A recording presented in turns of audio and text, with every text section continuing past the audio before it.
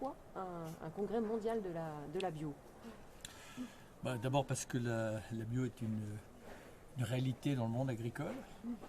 Il y a des congrès régulièrement, ce qui est une occasion, je pense, à la fois de faire le point sur cette dynamique, sur cette alternative à l'agriculture conventionnelle. Et puis c'est aussi un moment de reconnaissance pour les femmes et les hommes qui ne sont pas tombés dans une forme de résignation, qui essaient de faire en sorte que l'agriculture, notamment dans la crise écologique, soit du côté de la solution. Voilà. Ce sont des pionniers, souvent qui, dans un premier temps, éprouvent beaucoup de difficultés, ou dans cette conversion, ou tout simplement en se mettant pour la première fois dans des exploitations, parce qu'au démarrage, ce n'est pas forcément le modèle le plus aisé, le plus facile, mais c'est le modèle le plus vertueux. Et puis c'est une occasion aussi de rappeler que la bio se développe, qu'il y a une demande sociétale, et que c'est une solution efficace pour à la fois donner des produits de qualité et de proximité, mais lutter contre les changements climatiques et lutter contre l'érosion de la biodiversité. Donc, comme le dit la FAO, la bio peut jouer à l'avenir, comme elle joue déjà, mais d'une manière encore plus développée, un rôle essentiel dans la crise écologique. Est-ce qu'il faut aller vers 100% d'agriculture biologique?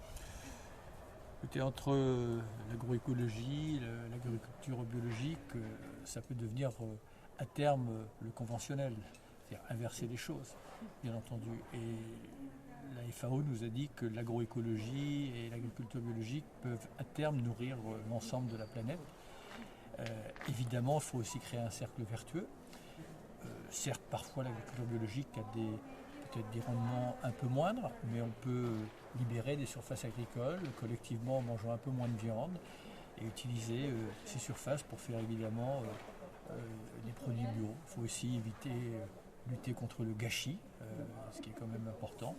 Donc oui, je suis convaincu que, en tout cas, ça peut devenir la norme. Est-ce que l'écologie est encore un enjeu politique? Au politique, au sens grec du terme, c'est l'enjeu politique. Au sens politicien et partisan du terme, j'espère que non. C'est un enjeu qui dépasse tous les enjeux politiciens, puisqu'il conditionne tout ce qui a de l'importance à nos yeux.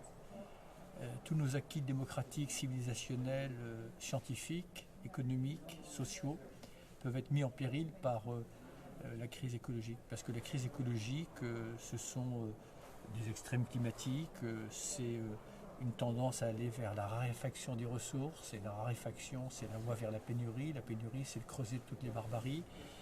La crise écologique, c'est le démantèlement des grands équilibres biologiques et donc des conséquences notamment sanitaires, comme nous en faisons l'expérience actuellement. Donc c'est ce qui devrait être le fer de lance ou le centre de gravité de toutes les politiques, quel que soit le socle idéologique qui les supporte. Très bien, alors merci.